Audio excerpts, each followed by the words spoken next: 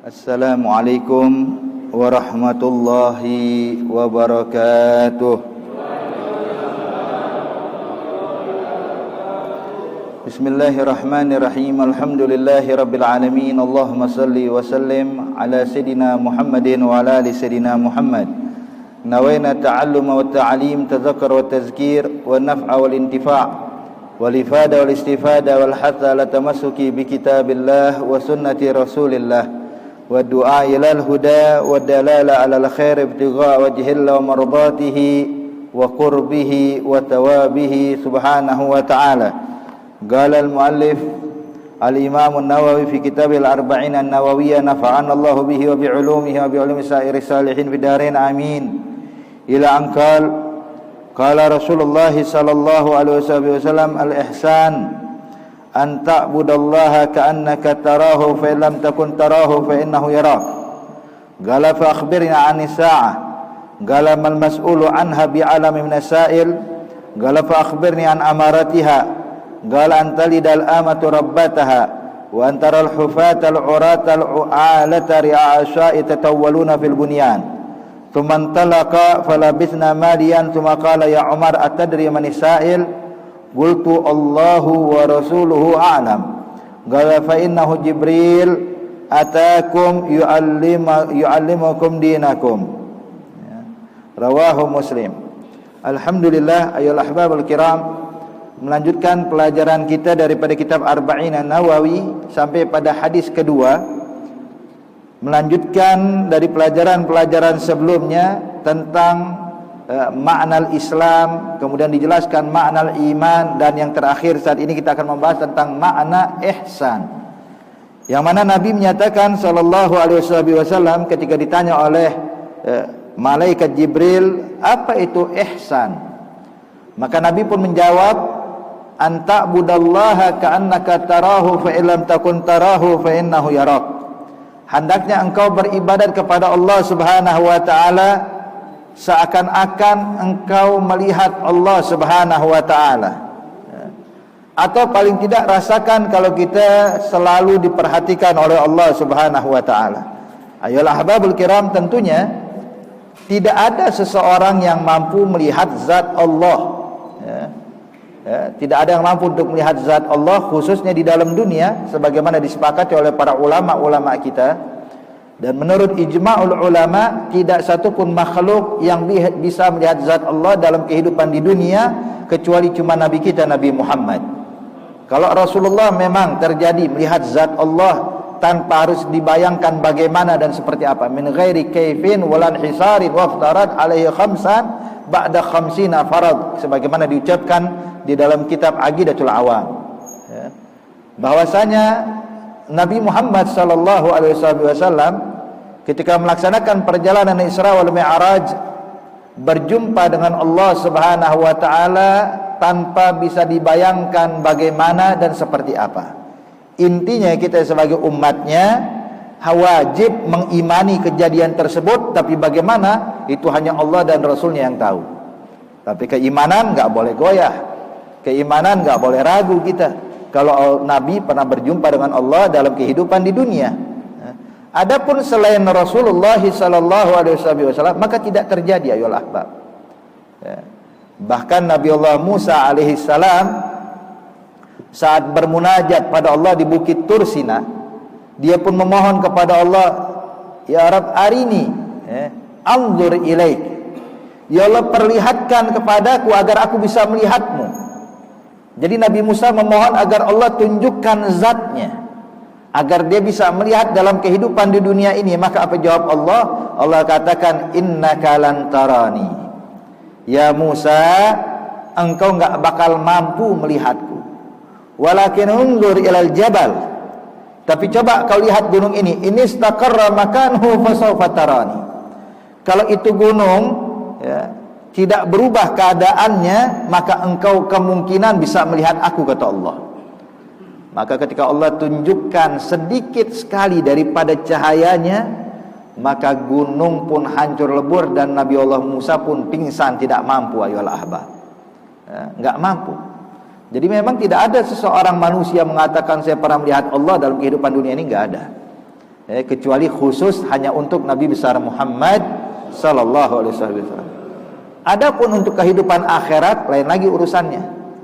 Kalau untuk di akhirat kelak, itu ulama Ahlus Sunnah wal Jamaah berpatokan dan berkeyakinan bahwasanya kalau di akhirat mungkin seseorang manusia atau makhluk bisa melihat zat Allah Subhanahu wa taala. Sebagaimana Allah berfirman dalam Al-Qur'an, wujuhu yawma idzin nadhirah ila rabbiha nadhirah. Ya, yang mana wajah mereka nanti di akhirat di dalam surga berseri-seri saat mereka berjumpa dan melihat zatnya Allah Subhanahu wa taala.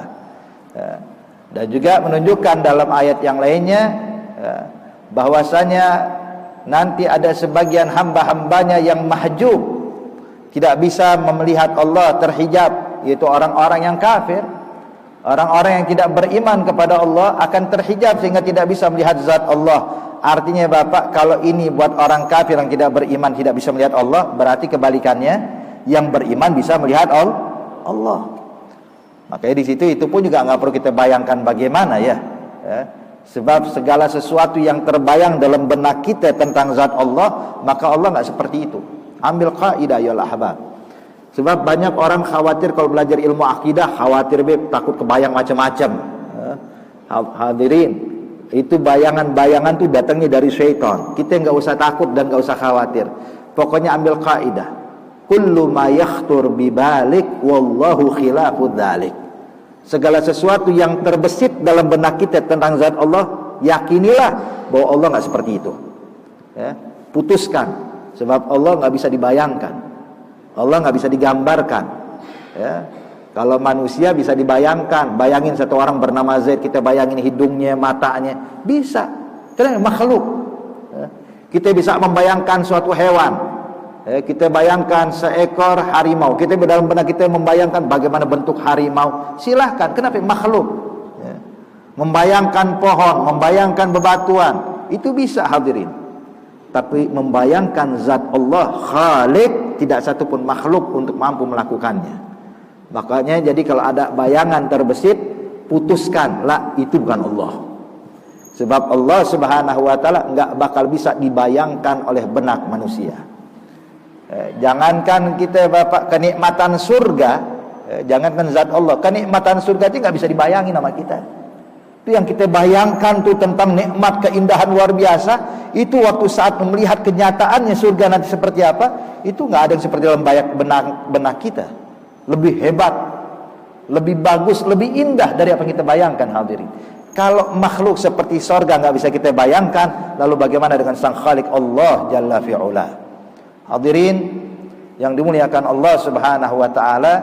Jadi hadis ini menyatakan bahwasanya pengertian ihsan an ta'budallaha ka'annaka tarah. Beribadat kepada Allah seakan-akan engkau melihat Allah. Ya. Artinya di sini seakan-akan melihat Allah hadirin, bukan membayangkan zatnya, bukan. Tapi kita merasakan keagungan dan kemuliaan Allah. Kita merasakan keharibaan Allah. Maka disitulah yang dimaksud seakan-akan engkau melihat Allah. Jadi bukan melihat zatnya, tapi ada melihat ya, daripada keagungannya, kehebatannya, kemuliaannya. Ya, ini yang kita rasakan. Sehingga orang kalau dia beribadat, merasakan keagungan Allah, merasakan keharibaan Allah, maka ibadahnya berbeda dengan orang yang beribadat tanpa merasakan keagungan Allah. Ya. Contoh hadirin, ya. Kalau seandainya kita sholat di sini, kita menghadap ke arah Ka'bah, cuman kita nggak ngelihat Ka'bah. Tentunya Anda bakal merasakan perbedaan ketika Anda berdiri tepat di depan Ka'bah. Artinya rasanya beda. Walaupun sama di sini pun kita sholat juga menghadap Ka'bah, menghadap kiblat, tapi begitu ngelihat Ka'bahnya beneran beda hadirin. Kita merasakan dalam hati kita itu lebih khusyuk luar biasa. Nah, kenapa? Sebab kita merasakan. Nah, ketahuilah beribadat kepada Allah juga seperti itu. Cuman seperti saya bilang, bukan zatnya yang kita rasakan, tapi keagungan dan kemuliaan Allah. Nah, kalau kita nggak mampu, maka paling tidak rasakanlah kalau Allah melihatmu, merasakan kalau Allah memperhatikan kita. merasakan kalau Allah melihat kita, merasakan kalau Allah menyaksikan apa yang kita lakukan, maka tentunya ibadah kita bakal berubah, kualitasnya bakal lebih baik ayyuhal ahbab. Ya. Makanya sering kita kasih contoh dan perumpamaan. Contoh, kalau seandainya ada anak diperhatikan cara sholatnya oleh gurunya. Ya. Kata sang guru, kalau sholatmu bagus, guru bakal ngasih ente hadiah. Kata gurunya, saya bakal memberikan kau hadiah. Maka sang murid karena mengharapkan hadiah, gimana ya sholatnya hadirin? Maka dia bakal berusaha semaksimal mungkin memperindah sholatnya. Kenapa? Sebab merasakan gurunya sedang lihat dia. Walaupun dia nggak lihat gurunya di sebelah mana, sebab dia fokus ke tempat sujudnya demi mengharapkan hadiah. Ya. Dia melihat tempat sujud, mungkin gurunya ada di samping, gurunya ada di belakangnya. Cuman dia merasakan gurunya sedang memperhatikannya. Maka sholatnya bakal berubah hadirin ya. 2 rakaat mungkin 5 menit nggak kelar. Khusyuk luar biasa. Bacaannya diperindah, tasbihnya diperbagus. Masya Allah, bacaannya ditartil sama dia. Rukuknya begitu khusyuk dan tumakninah. Gerakan-gerakan sholatnya begitu indah, hadirin, begitu sempurna. Kenapa? Merasa diperhatikan oleh gurunya. 2 rakaat 5 menit nggak kelar. Tapi coba ketika pulang ke rumah, gurunya kagak ada, masuk kamar, coba sholat 4 rakaat. Ya Allah, ketika dia merasa tidak ada orang yang memperhatikannya, Pak, itu 4 rakaat 2 menit kelar. Simple ya, cepat, luar biasa. Kenapa kok bisa berubah? Sebab waktu di sekolah dia merasakan gurunya memperhatikan. Nah, coba bayangkan hadirin. Makanya kaum solihin, orang-orang yang dekat dengan Allah Subhanahu wa taala, kualitas sholatnya beda sama kita. Ya. Itu sholat mereka itu benar-benar khusyuk. Kenapa? Merasa dipantau oleh Allah, merasa bacaannya didengar oleh Allah, merasa gerakannya dilihat oleh Allah Subhanahu wa taala, sehingga mereka berusaha nggak boleh salah sedikit pun.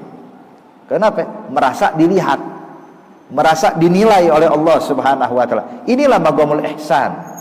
Makanya nggak salah kalau kita lihat orang-orang saleh, para aulia Allah, itu salatnya mereka, Pak, subhanallah ya. Itu kalau kita lihat khusyuknya luar biasa ya. Itu diantaranya Sayyidina Abdullah bin Zubair bin Awam hadirin ya. Yang mana beliau ketika itu menjabat sebagai gubernur di kota Mekah ya. Ketika ada usaha orang-orang yang zalim, yang ingin menghancurkan dan merampas kekuasaan dari Abdullah bin Zubair bin Al-Awam ya. Itu diriwayatkan dulu kota Mekah ada bentengnya hadirin, sehingga musuh nggak bisa sembarangan masuk ke dalam kota Mekah. Maka mereka yang berusaha untuk masuk karena nggak bisa, karena bentengnya begitu kokoh, akhirnya mereka membuat manjanik, ketapel besar yang diletakkan batu di atasnya, sehingga dilontarkan ke arah kota Mekah. Diriwayatkan hadirin, Abdullah bin Zubair bin Al-Awam ya, ketika itu sedang sholat di depan Ka'bah ya. Maka ketika dilontarkan nih batu yang besar hadirin, menggelinding ke arah Ka'bah, mengenai pakaian Abdullah bin Zubair bin Awam, dia nggak bergerak sedikit pun ya. Kena ini ketika kena hembusan angin, sehingga batu yang besar pun mengenai jubahnya Abdullah bin Zubair bin Awam, nggak bergerak sedikit pun hadirin. Coba kalau kita lagi sholat atau dengar suara pintu kebanting aja, wah nengok kanan semua kita ya. Bahkan ada yang batal sholat, siapa yang banting pintu? Subhanallah ya. Hakada mereka orang-orang yang khusyuk ya. Itu pernah Abdullah bin Zubair bin Awam ketika sedang sholat hadirin, itu sampai burung hinggap di atas kepalanya, saking khusyuknya, saking mantapnya, subhanallah. Sampai burung nggak menyangka itu manusia, disangka itu pohon hadirin, hinggap di atas kepalanya, subhanallah. Kalau sholat kita goyang kanan goyang kiri, kayak orang ketiup angin, nggak muter kanan goyang kiri kadang gatal dikit kita garuk sono garuk sini, kadang benerin baju, ya Allah, kadang handphone bunyi pakai jawab SMS dulu. Ini gawat urusannya kayak begini. Makanya mereka, kenapa sholat kok bisa seperti ini? Sebab merasa diperhatikan Allah. Inilah ihsan. Ini yang dinamakan ihsan, hadirin. Makanya Rasulullah SAW itu sholatnya luar biasa, khusyuknya luar biasa, hadirin. Itu sampai sholat malam sampai bengkak kakinya karena banyak berdiri, ya. Bengkak kakinya Rasulullah. Sholatnya Rasulullah, Pak, penuh dengan tetesan air mata. Sholatnya Rasulullah itu sujudnya panjang luar biasa. Sampai sekali waktu, ya, Rasulullah lagi sholat, kata Siti Aisyah, aku dapatkan Nabi Muhammad sujud, aneh tungguin kok nggak bangun-bangun, ya. Sampai jangan-jangan pikiran Siti Aisyah, jangan-jangan Rasulullah meninggal dunia dalam keadaan sujud. Sujud bang, dideketin sama Siti Aisyah sampai mau dibangunin Rasulullah. Ketika Siti Aisyah mendekat, tiba-tiba Nabi pun mengangkat kepalanya, Allahu Akbar. Itu wajahnya, jenggotnya dibasah dengan air mata, hadirin. Menangis dalam sujudnya. Beb, kita juga pernah kayak begitu, khususnya sholat subuh, ya. Sujud gak bangun-bangun, kita pikir meninggal, hadirin. Pasti bangun tidur gak taunya.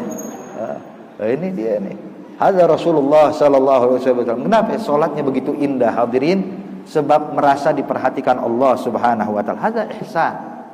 Makanya kita kalau memiliki sifat ihsan, Bapak dan Ibu sekalian, subhanallah, ibadah apapun kualitasnya jadi bagus, ya. Merasa diperhatikan Allah, merasa dinilai oleh Allah, merasa bacaan kita didengar oleh Allah, sehingga kita nggak boleh salah sedikit pun. Yang kayak begini, ya, itu benar-benar ibadahnya jadi indah. Bahkan para aulia, para solihin, hadirin, itu merasa diperhatikan sama Allah bukan cuma zahirnya, bahkan batinnya. Bahkan hatinya pun merasa diperhatikan Allah, merasa dipantau oleh Allah. Sebab sebagaimana kita ketahui, Allah berfirman di dalam Al-Quran, ya'lamu kha'inatul a'yun wa ma tukhfi sudur. Allah mengetahui daripada mata yang berkhianat dan apa yang tersembunyi dalam hati. Jadi ini apa yang kita ucapkan dalam hati kita, Allah dengar, Allah lihat, hadirin. Sebagaimana disebutkan di dalam hadis, innallaha la yanzuru ila ajsamikum wala ila suwarikum walakin yanzur ila qulubikum wa niyatikum. Sesungguhnya Allah tidak menilai seorang hamba dari postur tubuhnya, mau asalnya dari mana, mau dari Arab, mau dari Amerika, mau dari Eropa, mau dari Indonesia. Allah nggak pandang kalau orang Arab lebih banyak pahalanya dibandingkan orang, enggak. La yanzur ila ajsamikum wala ila suwarikum. Dan Allah tidak menilai seseorang dari kostum.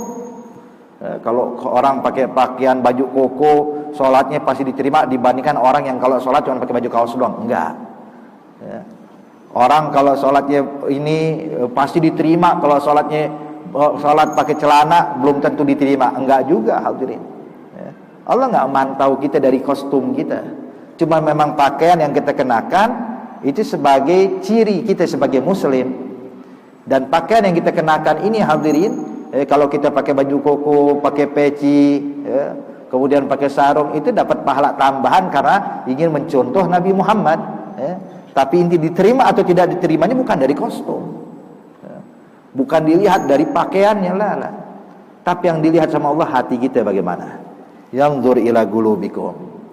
Makanya Allah Subhanahu wa ta'ala menyatakan di dalam Al-Quran tentang keadaan di hari kiamat, yauma la yanfa'u malun wala banun illa man atallaha biqalbin salim. Allah menyatakan hari kiamat, hari yang gak ada manfaatnya lagi harta, wala keturunan, wala kerabat, wala banyak pengikut, la yanfa' malun wala banun illa, kecuali man atallaha biqalbin salim, kecuali yang datang menghadap Allah dengan hati yang selamat. Lihat, bukan yang menghadap Allah kalau sholatnya, kalau sana pakai kostum ini, enggak. Orang yang diterima, kalau yang bakal beruntung, manfaat besar di akhirat, kalau ada orang yang kalau seandainya melakukan ibadah pakaiannya seperti ini atau bentuknya seperti ini, enggak. Akan tapi qalbun salim, ya, hati yang selamat. Makanya hadirin, hadirat yang dimuliakan Allah, para aulia itu merasa dipantau oleh Allah bukan cuma zahirnya, bahkan batin mereka pun juga merasa dipantau oleh Allah. Hakadha, dulu pernah ada seorang ulama besar namanya Imamul Junaid, ya. Imam Junaid Sayyidut Taifah. Ini Imamul Junaid min kibari salihin, dari ulama saleh, orang yang dekat sama Allah dan dikenal oleh ulama-ulama bagaimana kewalian beliau dan kesolehan beliau. Hadza Imamul Junaid, hadirin. Dia punya majlis di masjid. Yang hadir Masya Allah banyak yang hadir mendengarkan nasihat beliau. Maka setelah dia mengajar, dia pun mempersilahkan kepada jamaah, apakah ada yang ingin bertanya? Satu orang pemuda angkat tangan. Maka kata Imam Junaid, tafadhal, silahkan. Maka orang ini ternyata nggak bertanya, Pak. Dia berdiri, dia maju ke depan, berdiri di samping Imam Junaid. Ya. Ini Imam Junaid lagi duduk, dia berdiri di sampingnya. Orang biasa kalau nanya kan di depan, nanya di tempat duduk, ini nggak, dia bangun. Ya. Sebab Imam Junaid bilang tafadhal, silahkan. Maka orang ini beranggapan silahkan, artinya suruh maju ke depan. Dia berdiri menghadap jamaah, bukan menghadap ke Imam Junaid. Berdiri menghadap jamaah. Dia bilang, para jamaah, ya, saya ini musafir, saya udah lama nggak makan, saya nggak punya harta, tolonglah bantu saya. Ternyata ngemis, hadirin. Imam Junaid mempersilahkan ada yang mau nanya, ternyata dia ngambil kesempatan untuk mengemis kepada murid-muridnya Imam Junaid. Maka Imam Junaid waktu melihat kayak gini, Pak, terbesit dalam hatinya. Dilihat wajah pemuda ini, ya Allah, ini masih muda, kenapa mengemis? Kenapa nggak kerja? Badan sehat, badan kuat. Arti kalau dia kerja, insya Allah dapat nafkah, dapat harta, dapat rezeki. Kenapa dia mengemis? Terbesit dalam hati. Cuman Imam Junaid nggak ngomong sepatah kalimat pun, hadirin.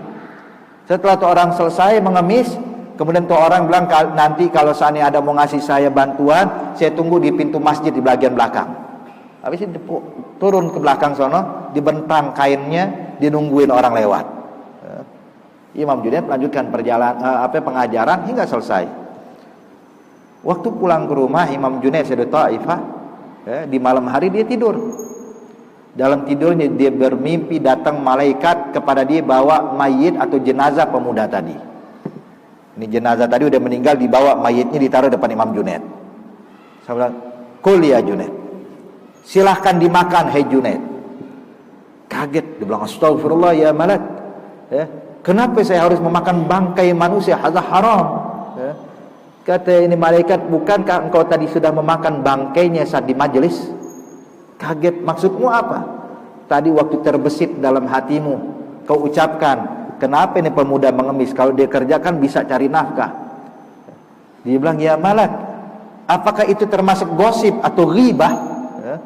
Sebab Allah nyatakan dalam Al-Quran, wala yaghtab ba'dukum ba'dha ayuhibba ahadukum ayakula lahma akhihi maitan fakarihtumu. Janganlah kalian saling bergunjing, sebab orang yang bergunjing seakan-akan dia memakan bangkai saudaranya sendiri.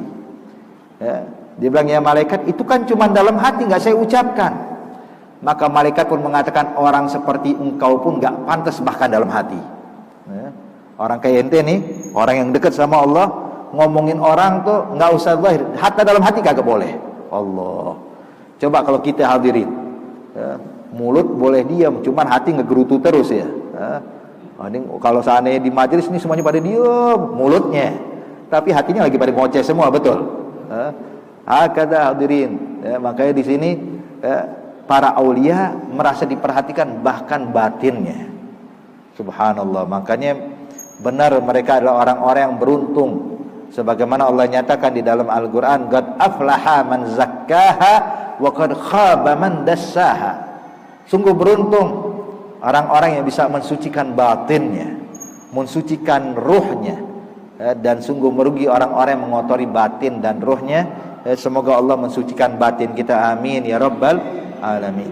Hadirin, hadza ihsan, Allah wajibkan kepada kita, dimanapun kita berada, ihsan dalam ibadah, ihsan dalam muamalah, ihsan dalam berucap, ihsan dalam melakukan aktivitas. Innallaha katabal ihsan ala kulli syai. Allah mewajibkan kita berbuat ihsan dalam segala hal. Jadi ihsan bukan cuma dalam ibadah doang, dalam segala hal hadirin, selalu merasa diperhatikan Allah. Nah, ini ihsan ini hadirin derajatnya lebih tinggi daripada Islam dan iman. Sebab ulama bilang rukun agama kita ini ada 3. Ya. Rukun agama ada 3. Apa itu? Yang pertama Islam, yang kedua iman, yang ketiga ihsan. Kalau seseorang sudah memiliki 3 hal ini, maka ini adalah orang pemangku agama yang benar. Ya. Dia punya Islamnya, dia punya iman, dia punya ihsan. Ya. Makanya dibilang arkanuddinu tsalatsa, fondasi agama kita ada 3, Islam, iman, dan ihsan. Dan ihsan ini adalah gabungan antara Islam dengan iman. Sebab Islam pengamalan zahir, iman pengamalan batin. Islam itu sholat, puasa, zakat, arti zahir. Iman, keyakinan pada Allah, keyakinan pada malaikat, keyakinan pada anbiya, keyakinan pada kitab, arti batin. Maka ketika digabungkan antara Islam dengan iman, muncullah ihsan. Jadi dia beramal sambil meyakini akan keagungan dan merasakan dilihat oleh Allah Subhanahu wa taala. Baik. Selanjutnya hadirin, pertanyaan berikut yang dilontarkan oleh malaikat Jibril kepada Rasulullah sallallahu alaihi wasallam ketika selesai bertanya apa itu ihsan, maka malaikat Jibril pun melanjutkan pertanyaannya mengatakan fa akhbirni anis-saah. Kalau begitu ya Nabi Muhammad, tolong kasih kabar padaku kapan tuh hari kiamat. Maka Rasulullah menjawab hadirin tentang hari kiamat. Nabi menyatakan mal mas'ulu anha bi'alam minas sa'il. Terus terang kata Nabi, yang ditanya tidak lebih tahu dibandingkan yang bertanya. Artinya ente nanya aneh Jibril, aneh juga nggak tahu. Itu hanya Allah yang mengetahui kapan bakal terjadinya itu kiamat. Sebab nanti hari kiamat begitu terjadi, itu begitu spontanitas, arti tidak bisa diprediksi. Cuman memang ada tanda-tandanya, tanda-tanda kiamat. Nanti bakal disebutkan setelah ini. Tapi saat kejadiannya kita nggak tahu kapan.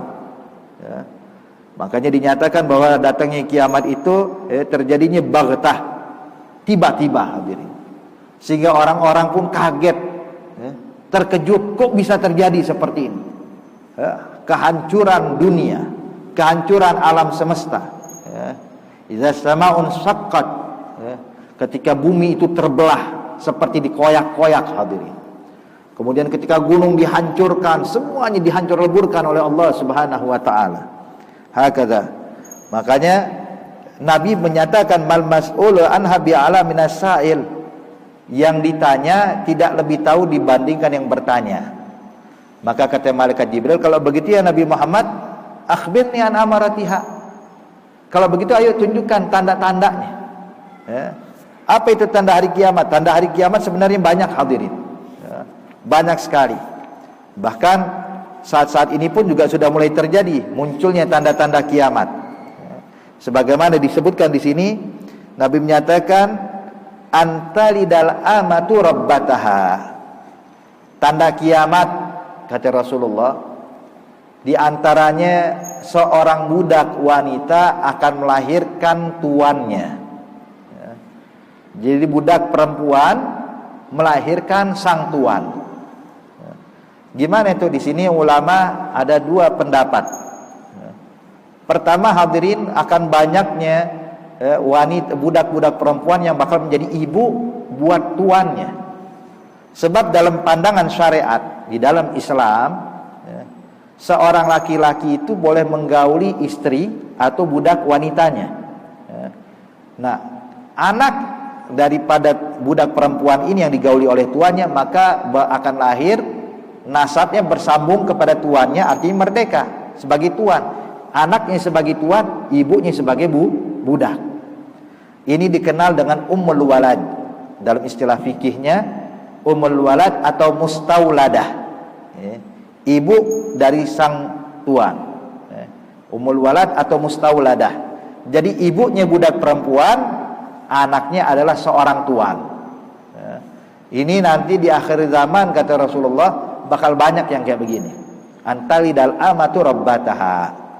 Nah itu kalau hukum fikihnya, budak perempuan yang seperti ini hadirin, kalau melahirkan tuannya, nanti begitu sang tuan meninggal, sang bapak ini meninggal, maka sang budak perempuan langsung merdeka saat itu juga, spontanitas.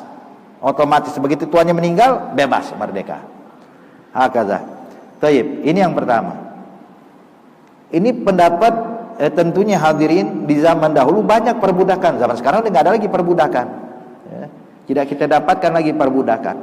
Tapi sebagian ulama memahami makna kedua. Antalidal amatu rabbataha, seorang budak wanita akan melahirkan tuannya. Artinya apa? Akan semakin banyak terjadi anak yang durhaka pada ibunya. Sehingga perilaku sang anak bagaikan tuan, perilaku sang ibu bagaikan budak perempuan. Ini kita dapatkan banyak saat ini hadirin. Itu anaknya tinggal merintahkan ibunya aja. Kalau ibunya telat sedikit menyiapkan makanan, diomelin. Ibunya telat dikit mencuci pakaian anaknya, marah sang anak. Ibunya terlambat sedikit memberikan sesuatu buat sang anak, anak pun kasih komentar yang pedas pada ibunya. Artinya tidak sedikit anak yang durhaka sama orang tuanya. Semakin banyak anak durhaka pada ibunya, maka ini tanda semakin dekat terjadinya hari kiamat. Nauzubillah min dzalik. Sekarang kita dapatkan hadirin, sang ibu kalau di rumah bagaikan budak perempuan, nggak berani ngomong. Kalau anaknya pulang langsung diam. Takut. Makanya hadirin, ini perlu bagi kita sebagai orang tua mendidik anak kita untuk bisa bakti sama orang tua kita. Jangan bikin anak kita jadi durhaka sama kita. Berapa banyak orang tuanya ketika melihat anak kelakuan anaknya, ya Allah, itu kalau orang lihat mungkin ngelus dada hadirin. Nggak kuat melihatnya. Sampai ketika ditegur sang ibu, kenapa dengan nasihatin? Waduh, jangan deh. Kalau dinasihatin akhirnya makin berontak nih anak. Sehingga sang ibu tuh udah kayak budak, takut banget sama anaknya. Sehingga anak yang ngomentar, yang begini, yang begitu, lihat, na'udzubillah min dzalik. Kalau dia terjadi kayak begini hadirin, semakin dekat dengan hari kiamat. Antalidal amatu rabbataha. Hakadha. Makanya kalau kita memakai pengertian hadis ini, maka kalau kita lihat keadaan makin dekat hadirin. Makanya kita lihat, kalau lihat di televisi atau surat kabar atau medsos, ya Allah, kadang kita dapatkan anak nuntut orang tuanya. Anak berusaha masukin orang tuanya ke penjara. Siapa ini? Anaknya. Kenapa? Gara-gara orang tua saya ngambil harta saya. Dia bilang, ya fulan, ente kalau bukan karena orang tua ente gak bakal hidup sampai sekarang. Kalau orang tua ente jahat, sebagaimana ente bayangkan dalam benak pikiranmu, ini orang tua saya jahat betul sama saya. Kalau memang betul orang tuamu jahat kepadamu, ente gak bakal hidup sampai saat ini. Dari lahir ente udah dibuang. Begitu lahir ente udah dibunuh. Kalau memang seperti yang dalam benakmu. Sebab nih benak kayak gini datang dari syaitan hadirin. Membisikkan ke telinga itu, orang tua ente jahat, orang tua ente begini. Ini yang kayak begini, dia kemakan dengan ucapan syaitan, sehingga akhirnya mulai menganggap orang tuanya jahat, orang tuanya gak benar. Hakadha. Makanya hadirin, hadirat yang dimuliakan Allah, di antara tanda kiamat semakin banyak anak yang durhaka sama orang tuanya. Na'udzubillah min dzalik. Maka tugas kita sebagai orang tua, ayo didik anak kita. Berikan bimbingan anak-anak kita untuk jangan sampai kurang ajar sama kita. Ini kewajiban hadirin. Bukan karena kita sebagai orang tua minta dihormatin sama anak, enggak, tapi kewajiban yang harus kita sampaikan pada anak kita. Sebagaimana kita diwajibkan melaksanakan sholat, diwajibkan melaksanakan puasa, diwajibkan mendidik anak kita untuk ayo laksanakan sholat, diwajibkan mendidik anak kita untuk melaksanakan ibadah ini dan itu. Di antaranya juga diwajibkan kita mendidik anak kita biar bisa bakti sama kita. Sebab Allah nyatakan dalam Al-Quran, wa qadha rabbuka alla ta'budu illa iyyah wa bil walidaini ihsanan. Arti telah diwajibkan oleh Allah agar kalian tidak menghambakan diri melainkan hanya kepada Allah, dan diwajibkan bagi kalian untuk berbakti kepada orang tua kalian. Arti kewajiban hadirin. Makanya Rasulullah sallallahu alaihi wasallam menyatakan di dalam hadis, rahimallahu imra'an aana waladahu libirri. Semoga Allah merahmati orang tua yang membantu anaknya untuk bisa bakti kepada dia. Jadi pendidikan untuk anak kita biar bisa berbakti itu hukumnya juga wajib, wajib. Hakadha. Jadi kalau semakin banyak orang yang berbakti sama orang tuanya aman. Tapi kalau makin banyak anak yang durhaka, ya tinggal tunggu aja waktunya. Berarti udah dekat dengan hari kiamat. Baik.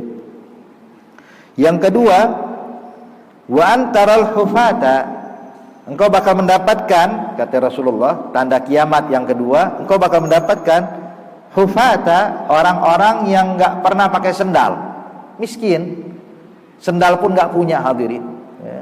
Biasa nyeker kata orang Betawi, ya. Hufa al-ura, yang kadang bertelanjang badan, artinya cuma pakai sarung doang, nggak pakai baju. Kenapa? Nggak punya duit untuk beli pakaian. Dulunya orang susah. Ya. Kemudian ala-ala, orang yang miskin, bukan orang kaya raya. Ri'asa, dahulunya cuma penggembala kambing. Ya, artinya nanti bakal datang zaman, kata Rasulullah, orang yang kita kenal nih orang susah, orang yang nggak punya apa-apa, nggak punya harta, tapi subhanallah itu berubah drastis sehingga dia bisa membangun rumah yang sangat megah dan hebat. Bahkan kata Rasulullah, bukan cuma membangun rumah yang hebat, tapi yatatawwaluna fil bunyan, berlomba-lomba saling meninggikan rumah mereka. Ya. Subhanallah. Padahal dulunya siapa, tapi begitu punya harta, saling ya, berlomba-lomba memperbagus rumahnya, memperindah rumahnya, meninggikan rumahnya, memegahkan rumahnya. Dan hal seperti ini juga terjadi, hadirin. Ya. Ini seperti mungkin kalau kita lihat ya, itu di daerah ya, Arab sana, hadirin, sebelum mereka belum kenal minyak, ya, belum kenal tuh ada minyak bumi segala macam. Kita lihat mereka adalah orang yang susah. Ya. Orang yang susah, tapi begitu dikenal minyak, lihat berlomba-lomba ya. Di sana bangun menara, wah kita harus bangun menara lebih tinggi lagi. Bangun menara pencakar langit, bang, oh bikin lagi lebih tinggi lagi. Ya tatawwaluna fil bunyan, terbukti, hadirin. Ya. Atau mungkin kalau di Indonesia mungkin juga terjadi contohnya. Ya, dia tinggal di pedesaan, ya. Orang tuanya cuma bercocok tanam, bersawah segala macam. Akhirnya dia pergi ke luar negeri bekerja. Begitu pulang langsung bangun rumah megah. Masya Allah. Kemudian tetangga sebelahnya begitu juga, bangun dapat harta lebih banyak, bangun lebih megah lagi. Ya tatawwaluna fil bunyan. Jadi ini intinya, hadirin, ini adapun hal ini adalah tanda-tanda hari kiamat. Ya tatawwaluna fil bunyan. Dan masih banyak lagi tanda-tanda kiamat lainnya, seperti terbitnya matahari dari barat, kemudian juga munculnya Dajjal, munculnya Ya'juj wa Ma'juj, turunnya Nabiullah Isa alaihissalam, dan banyak lagi, hadirin. Bahkan nanti datang satu zaman ketika turun zaman Nabiullah Isa alaihissalam, itu Allah bukakan pintu rezeki bagi umat manusia seluas-luasnya, sehingga nanti di akhir zaman itu, hadirin, zaman Nabiullah Isa, sampai orang mau ngeluarin zakat bingung, pada nggak menerima zakat, nggak menerima zakat. Kenapa? Kaya semua. Sampai itu orang waktu lagi pergi haji, nanti lagi pergi haji, di depan Ka'bah diumumkan siapa yang mau menerima zakat. Saking kagak adanya mustahik, hadirin. Siapa yang mau menerima zakat? Sampai akhirnya di antara sekian juta orang, cuma satu orang doang yang angkat tangan, yang butuh zakat dari sekian juta orang. Bang anak, maka begitu dibilang anak, semua orang bersyukur, alhamdulillah ada juga orang menerima zakat. Dibawa, hadirin, tuh orang disuruh maju, dibawa tuh ke gudang, isinya cuma harta. Kata ini orang ngasih zakatnya bukan 2,5%, dia bilang ambil semuanya ente. Sampai kayak begitu, ambil semuanya ente. Dia bilang semuanya saya, dalam hadis hadirin disebutkan, semuanya saya dalam semaunya ente. Maka dia ambil, hadirin, sebanyak-banyaknya. Ketika udah jalan, dia mikir, dia bilang astagfirullah, dari sekian juta orang, sekian banyak umat manusia, umat muslimin, enggak ada yang menerima zakat, cuma aneh doang. Ya Allah, betapa malunya saya di hadapan Allah. Timbul sifat zuhud. Maka dia balik lagi, hadirin, dikembalikan lagi, aneh nggak mau zakat ini. Kata orang-orang yang udah ngeluarin zakat, lah kalau dia diambil nggak bisa balik lagi, ambil buat ente. Sampai kayak gitu, hadirin. Ya, sekarang mungkin kita ngelihat nih, inflasi harga uang nih bukan main, turun naik ya. Kemudian juga orang kalau pengen investasi emas aja aman. Ini sekarang Pak, tapi nanti di zaman tersebut emas pun nggak ada harganya. Emas nggak ada harganya. Nanti Allah bakal tunjukkan, Allah keluarkan itu emas dari perut bumi. Emas yang dicari-cari, yang diperebutkan oleh banyak orang, yang terjadi pertumpahan darah, penjajahan ini dan itu untuk urusan ini dan itu. Hadirin, itu emas dari perut bumi ditampakkan oleh Allah, diletakkan di atas permukaan bumi. Itu orang kalau lewat cuma ngelihat, nih dia nih penyebab kita hancur dulu, penyebab kita saling menumpahkan darah, penyebab kita saling menyakiti dan saling menzalimi. Ditinggal hadirin, nggak ada harganya. Bahkan emas pun nggak ada harganya. Lihat. Jadi kalau kita cuma bayangin emas, harta ini, ntar bakal datang zaman itu cuma nggak ada harganya sama sekali. Maka oleh karena itu kita siapkan diri kita, kuatkan iman kita. Jangan sampai melihat emas nggak ada harganya pas zaman tersebut. Hakadha, makanya hadirin nih tanda-tanda hari kiamat. Antalidal amatu rabbataha wa antaral hufatal uratal alata ri'asa yatatawwaluna fil bunyan. Kemudian setelah terjadi percakapan antara Nabi Muhammad dengan malaikat Jibril ini, falabistu malian, kemudian berpisah, berlalu masa, itu kurang lebih beberapa waktu, sekitar mungkin 3 hari kurang lebih dari kejadian tersebut. Sayyidina Umar yang meriwayatkan ini hadis, tahu-tahu dipanggil sama Rasulullah. Qala ya Umar, qala labbaik ya Rasulullah. Kata Nabi, atadri man sa'il? Ente tahu nggak tuh siapa yang nanya waktu itu 3 hari yang lalu, yang nanya ke depan saya, orang yang nggak dikenal, pakai baju yang sangat putih, rambutnya sangat hitam, dia bukan musafir dan orang Madinah, nggak ada yang kenal siapa dia, duduk menyandarkan lututnya dengan lututku. Tahukah engkau siapa dia? Maka Nabi Sayyidina Umar menjawab, Allahu wa rasuluhu alam. Ane nggak tahu ya Rasulullah. Kata Nabi Muhammad, innahu Jibril. Dia adalah malaikat Jibril. Maka dari sini hadirin, ini hadis dikenal dengan hadis Jibril. Jadi kalau kita kenal, nanti Bapak Ibu sekalian, ada orang mengatakan sebagaimana disebutkan dalam hadis Jibril, ini yang dimaksud hadis ini. Hadis Jibril ini dia hadisnya. Tidak ada hadis yang lain, ini dia. Percakapan antara malaikat Jibril dengan Rasulullah. Nanya tentang Islam, iman, ihsan dan tanda hari kiamat. Maka dan dari hadis ini pula bisa kita pahami bahwa malaikat Allah bisa merubah wujudnya sebagaimana wujud manusia, sebagaimana disebutkan dalam hadis ini ya. Makanya ketika duduk saat itu, atadri man sa'il, tahukah engkau siapa dia? Dia bilang nggak tahu. Siapa itu? Itu adalah Jibril. Malaikat Jibril, atakum yu'allimukum dinakum. Dia datang sengaja kepada kita, sengaja untuk apa? Untuk mengajarkan agama pada kalian. Hakadha. Sebab hadirin, kadang kita ini melihat ada hal penting. Jadi dari hadis ini kita bisa ambil kesimpulan, dibolehkan bagi kita bertanya walaupun kita udah tahu jawaban. Kita udah tahu jawabannya. Cuman kita lihat nih kayaknya penting ditanyakan biar sang guru menyampaikan kepada yang lain. Cuman bukan untuk nyerang ya. Banyak orang nanya untuk nyerang fulan. Ustadz, apa hukumnya gini? Arti biar nyerang ini orang. Jangan jadikan guru kita ini sebagai alat untuk nyerang orang. Jangan hadirin. Tapi kita nanya masalah ada hal penting di masyarakat kita ini nggak paham. Kalau saya ngomong nggak bakal didengar. Udah deh, kalau ustadz yang ngomong, insya Allah didengar. Maka dia nanya dengan uslub yang baik. Ya ustadz, saya mau nanya tentang suatu perkara ini, hukumnya boleh atau tidak boleh? Apakah diizinkan dalam syariat? Tujuannya apa? Biar sampai maklumat kepada para jamaah. Ini dibolehkan hadirin. Jadi maklumat tersebut bukan cuma kita yang tahu, kita pengen kebaikan ini tersebar ke masyarakat lainnya. Maka inilah yang dilakukan malaikat Jibril. Yang dilakukan malaikat Jibril alaihissalam, kata Nabi, atakum, dia datang kepada kalian, yu'allimukum dinakum, untuk mengajarkan agama pada kalian. Sebab sahabat-sahabat nggak ada yang nanya, sahabat taunya Islam. Kita ini orang Islam. Tapi apa Islam itu apa? Mungkin sahabat nggak ada yang tahu kala itu. Mereka tahu punya iman, tapi kalau tanya apa itu iman, mereka nggak tahu rukun iman.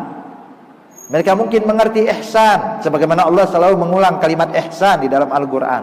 Cuman makna ihsan sendiri mungkin mereka nggak tahu. Makanya di sini malaikat Jibril melihat ini hal penting, perlu disampaikan kepada sahabat-sahabat dan juga kepada kita sebagai umat. Maka dia bertanya seakan-akan dia pengen mendapatkan jawaban, padahal dia udah tahu jawabannya. Makanya waktu pertama malaikat Jibril waktu bertanya tentang Islam, apa itu Islam, Nabi sebutkan rukun Islam, maka dia pun membenarkan, sadaqta, benar ucapan kau ya Muhammad. Dia udah tahu jawabannya. Maka oleh karena itu hadirin, saya rasa cukup ya, ini hadis kedua kita baca menjelaskan tentang arkanuddin, tentang Islam, iman, ihsan, dan yang terakhir tentang tanda hari kiamat. InsyaAllah Allah kuatkan keyakinan kita kepada Allah, Allah mantapkan iman dan keyakinan kita, amin ya rabbal alamin. Al-Fatihah bil qabul wa tamam bil ma'mul. Yaghfir walidina walidikum amwatina amwatikum amwatil muslimin ajmain. Ala hadhihi niyya wa kullu niyatin salihah wa ila hadratin nabi Muhammadin sallallahu alaihi wasallam. Al-Fatihah. Bismillahirrahmanirrahim.